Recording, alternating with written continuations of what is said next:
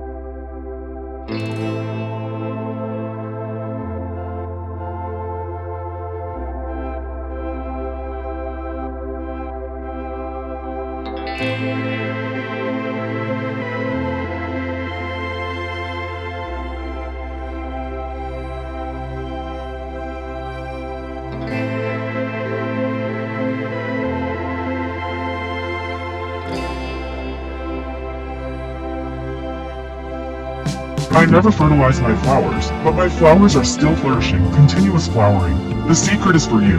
Put a handful of chopped potatoes, a banana peel in the cup. Add a pinch of white vinegar, 1 spoon of yeast powder. Then pour in 500 milliliters of warm water. A nutrient solution rich in multiple elements is ready.